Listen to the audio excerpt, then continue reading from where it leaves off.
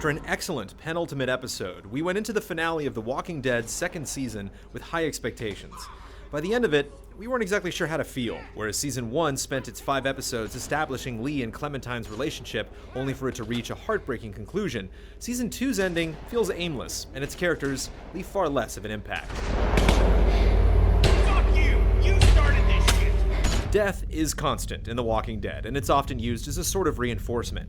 If characters always managed to escape from every perilous situation free from harm, it'd be harder to believe that they were ever in any real danger. The trick is, though, that these deaths have to be believable, otherwise the world would feel just as disingenuous. In this episode, there's a moment where Clementine's group needs to cross a frozen river to reach a house. Despite the fact that the group is carrying a baby with them, they all decide to trek across the ice at once, saying they'll be safe as long as they spread out and go slow. It's a situation where you know exactly what's going to happen before it does. The death is so obviously predictable that it's hard to care when it happens. I gotcha!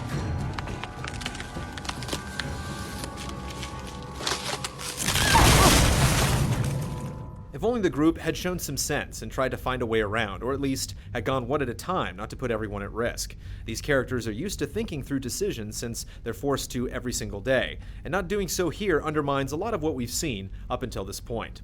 While the death itself leaves a lot to be desired, what happens afterward is quite interesting depending on your choices. At Bonnie's suggestion, you can try to run over and save Luke before he drowns, or listen to his advice and shoot the surrounding zombies while he tries to rescue himself. Regardless of what you choose, he still dies. If you try to rescue him Bonnie's way, she's sincerely thankful afterward, even saying that she's always thought fondly of Clementine. However, if you didn't follow her instruction, she's distant and cold, saying that Clem had a chance to save Luke. Her anger is so acutely portrayed that it's hard to not regret your decision. You actually feel like you let someone down. I got nothing more to say to you. Sadly, your final decision in this episode is more ridiculous than anything else, or at least the setup for it is. Most of the group has disbanded due to Kenny's irrational behavior, and all that's left is Clementine, Jane, Kenny, and the baby. Eventually, the truck they're driving in crashes and they all get separated, with Jane carrying the infant. When they regroup at a rest stop, Jane doesn't have the baby with her. In a fit of rage, Kenny attacks Jane. It's a tense and dramatic scene, but regardless of what happens, it's all ruined when you hear distant crying. It turns out Jane left the baby in the truck. She wanted to provoke Kenny into a rage to convince Clementine that he's unstable and that they needed to separate from him. Why would Jane put a child's life at risk just to prove a point, especially with a horde of walkers around? It's almost as if the episode is so intent on giving the player a dramatic and violent climax that it doesn't care how it gets there. I understand if you're upset. AJ was never in any danger. The ending is made even more frustrating because there's a scene in the episode where the characters feel more believable than ever.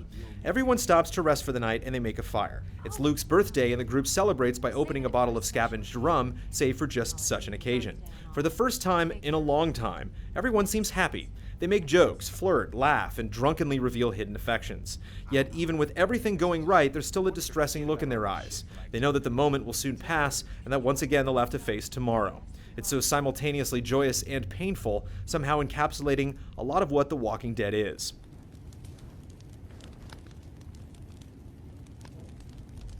It's one culminating scene in an episode that should have been filled with a lot more of them. There's a part in the episode where Clementine is dreaming that she's with Lee as her younger self. She's wondering why things have to be the way they are, and you can clearly see he's just as confused as she is. Within a few moments, it's obvious that they need each other. The most condemning thing we can say is the dream reminded us of everything missing in the episode. If only we cared as much as Lee and Clementine used to care about each other. Why did Lily do that to Carly? I don't know. She was sad, Clem. That can make people angry sometimes.